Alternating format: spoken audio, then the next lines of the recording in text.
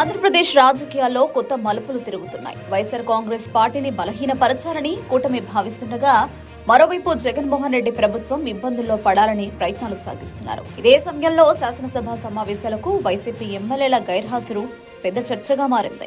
జగన్మోహన్ రెడ్డి నిర్ణయంతో వైసీపీ ఎమ్మెల్యేలు సభలకు దూరంగా ఉంటున్నారు. సభలో మాట్లాడే సమయం ఇవ్వడం లేదని కారణం చెబుతున్నారు.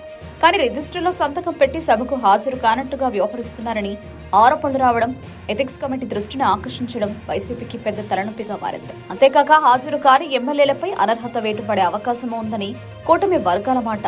ఈ పరిస్థితిలో మంత్రి నారా లోకేష్ ఆశ్చర్యపరిచే నిర్ణయం తీసుకున్నారు. అమరావతిలో జరగనున్న మెగా డిఎస్సీ నియామక పత్రాల కార్యక్రమానికి జగన్మోహన్ రెడ్డిని ప్రత్యేకంగా ఆహ్వానించారు. ముఖ్యంగా పులివెందుల ఎమ్మెల్యే హోదాలోనే ఆహ్వానం పలకడం రాజకీయ వర్గాల్లో చర్చనీయాంశమైంది. జగన్ హాజరైతే వేదికపై CM Chandrababu, deputy CM Pawan Kalyan, మంత్రి లోకేష్ తో పాటు ఆయన ఒకే వేదికను పంచుకోవాల్సి ఉంటుంది.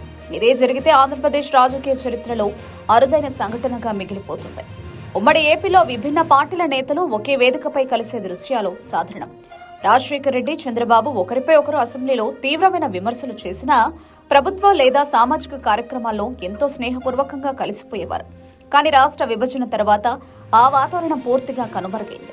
ముఖ్యంగా వైసీపీ ఆవిర్భావం తర్వాత సహృద్భావానికి స్థానం లేకుండా పోయింది. 2014లో అమరావతి శంకుస్థాపన వంటి కీలక కార్యక్రమాలకు కూడా జగన్ హాజరు కాలేదు. 2024లో కూటమి ప్రభుత్వం అధికారంలోకి వచ్చిన తర్వాత అమరావతి పునర్నిర్మాణ పనులకు ఆహ్వానించినా ఆయన దూరంగా ఉన్నారు. ఈసారి కూడా జగన్ రాకపోవడం ఖాయమనే అభిప్రాయం వైసీపీ వర్గాల్లో వినిపిస్తుంది. అయితే ఆయన వస్తే మాత్రం ఇది కూటమికి పెద్ద ప్లస్ అవుతుంది. ఎందుకంటే మెగా డిఎస్సీ పూర్తి చేయగలిగింది కూటమి ప్రభుత్వం. ఆ క్రెడిట్ మొత్తం కూటమికే వెళ్లిపోతుంది. అందుకే జగన్ ను వేదికపైకి రప్పించే వ్యూహం కూటమి వేసినట్లు కనిపిస్తోంది. చంద్రబాబు, పవన్, లోకేష్ తో కలిసి జగన్ ఒకే వేదిక పంచుకోవడం నిజంగానే జరిగితే అది ఆంధ్రప్రదేశ్ రాజకీయాల్లో ఒక చారిత్రక క్షణమవుతుంది. కానీ జగన్ వస్తారా రారా అనేది ఇప్పుడు రాష్ట్ర రాజకీయాల్లో ఆసక్తికర ప్రశ్నగా మారింది.